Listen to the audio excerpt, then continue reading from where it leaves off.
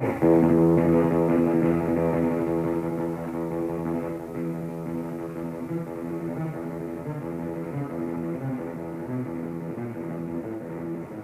hablamos de surf, lo primero que nos viene a la mente es el deporte extremo de montar una tabla y domar las olas. Pero en México, el término surf o surf rock poco o nada tiene que ver con el mar, pero sí con esa adrenalina que sienten los surfistas y, ¿por qué no?, también los luchadores. ¿De dónde viene esta relación entre las máscaras, las camisas floreadas y el rock? Hoy lo descubriremos. Quédense, esto es Tercera Llamada y principiamos.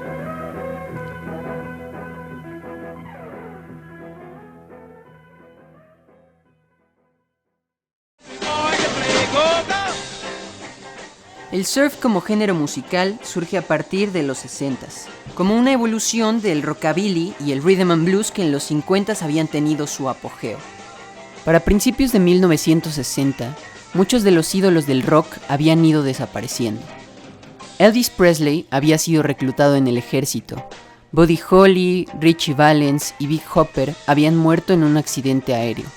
Little Richard se había inclinado hacia la religión y Chuck Berry se encontraba en la cárcel. Aquellos íconos rebeldes del rock and roll fueron sustituidos por cantantes con apariencia de rebeldes, pero que solo cantaban ñoñas baladas pop. Hasta que a principios de los 1960, en las playas de California, surgiría un joven que había saboreado la experiencia de domar las olas, con la intención de plasmar el sonido del mar y la turbulencia de surfear. Un joven Dick Dale, inspirado en Chuck Berry y la música oriental, crearía lo que hoy conocemos como surf rock. Los ingredientes principales: guitarras con mucho reverb, técnica púa contra púa y la adrenalina del surf. Así surgirían los primeros grupos de surf, tocando en las playas de California, puramente instrumental. Grupos como The Surfmen, The Lively Ones, The Tornadoes, The Rumblers, The Shadows, The Ventures, The Chantays, The Surfers, Ed and the Snowmen, The Bel-Airs, The Vibrants, The Revelers y, por supuesto, Dick Dale and the Deltones.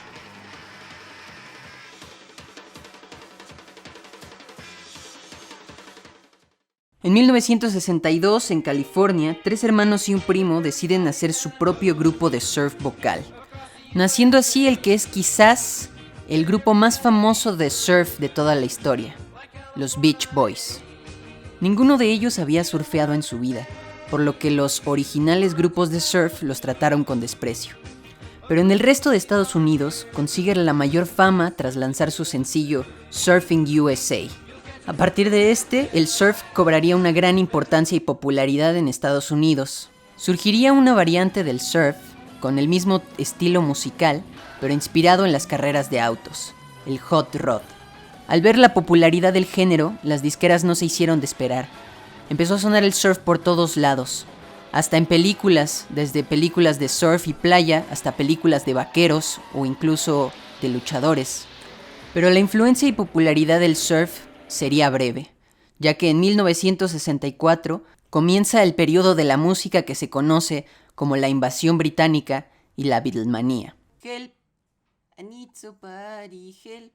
Not just anybody, help. You know I need someone, help. Grupos como The Beatles, The Who, The Rolling Stones empiezan a reemplazar a las antiguas bandas de surf. Con la decadencia de los Beach Boys y la aparición de un joven Bob Dylan, comenzaría a cambiar todo el rumbo del rock. Y ya para los 70s, con acontecimientos como la Guerra Fría o la Guerra de Vietnam, la música cobra una tarea inherente de mostrar una oposición política. Las letras eran importantes, no solo divertirse y bailar con la música. Pero a mi parecer el surf nunca murió. Simplemente se transformó en otros estilos de música, como quizás el rock, el garage, la psicodelia, el folk rock, el heavy metal e incluso el punk.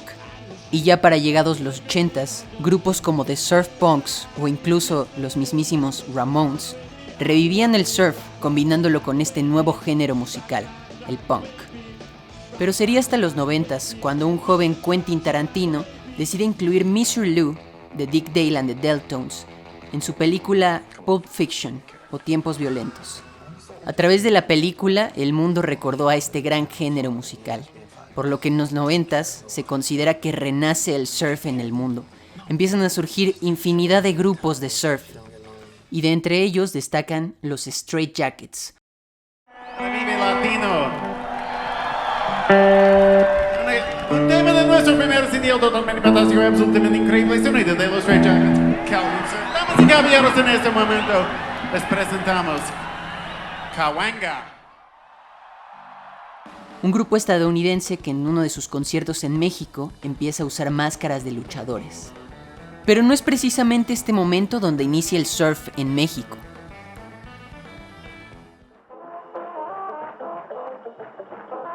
En los inicios de surf desde los 60s, ya había algunos mexicanos involucrados en algunos grupos de surf, como por ejemplo The Champs y su famosa canción Tequila. Pero recordemos que en los 60s, Los Locos del Ritmo y Javier Batis comienzan a traer ese género musical que estaba de moda en Estados Unidos, el rock and roll, y con ello también algunas canciones de surf, blues y otros. Grupos como Los Locos del Ritmo, Los Pájaros Azules, The Cambridge Tones, The Rockets, Javier Batis y His Famous Things o Los Wheelers empiezan a hacer canciones de surf, ya sea covers o canciones originales. En los 60s no solo estaba de moda el rock and roll, el surf y la moda a go-go, sino que también unas curiosas películas, las películas de luchadores.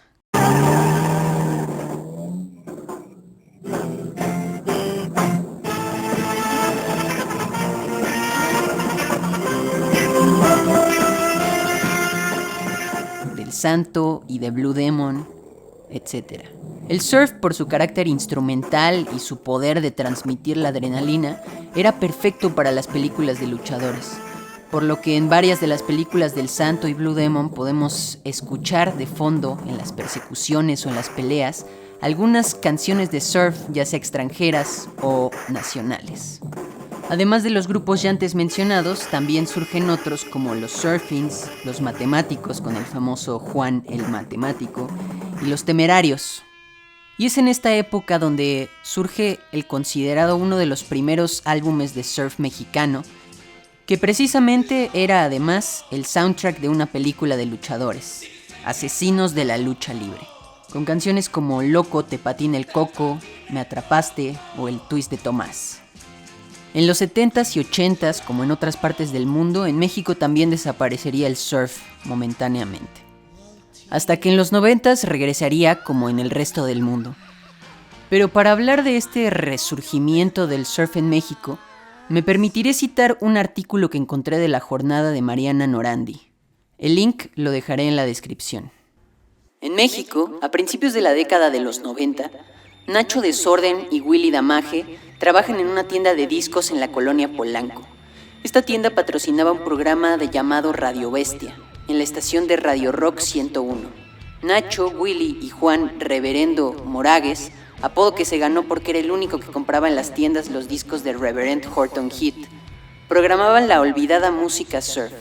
En 1994, Willy, guitarra, y Nacho, bajo, deciden formar un grupo que sonara a las bandas que difundían por la radio. Con Brisa en la batería y Alex en la guitarra, crean Los Exquisitos, semilla del nuevo surf mexicano.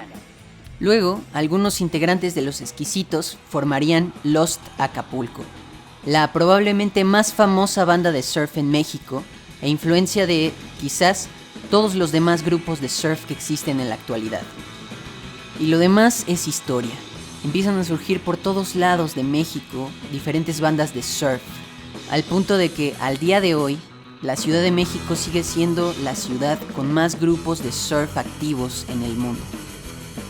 Algunos de estos grupos son Los Exquisitos, Lost Acapulco, Telecrimen, Fenómeno Foz, Señor Bikini, Los Twin Tones, Los Elásticos, The Cavernarios, Yucatán a Go-Go, Los Frankies, y esta influencia del surf incluso llega hasta nuestros días con bandas como O Tortuga, Los Blenders o Señor Kino.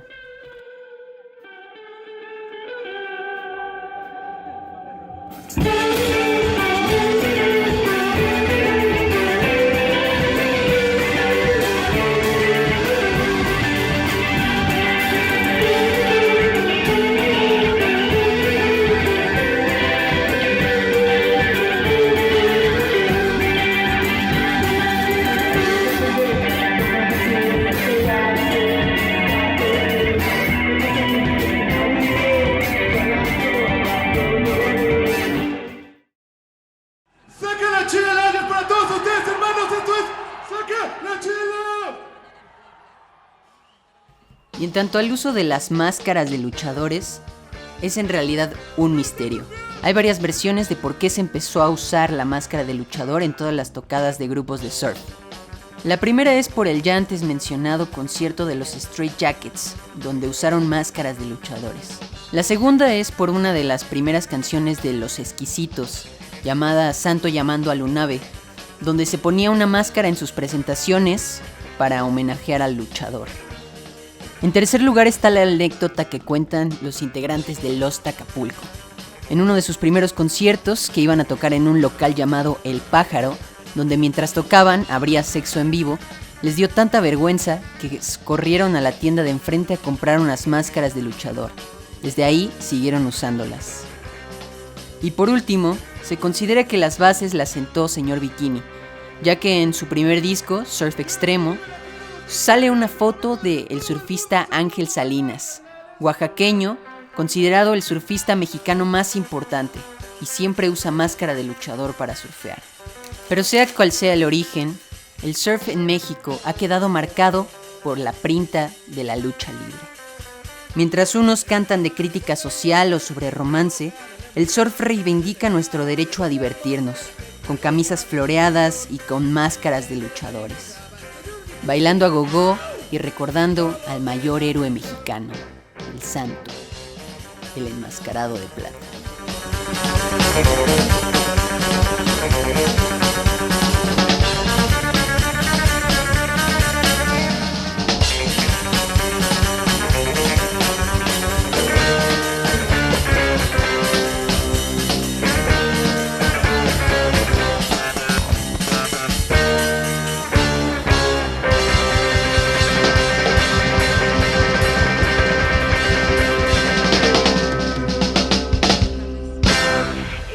Con esa máscara.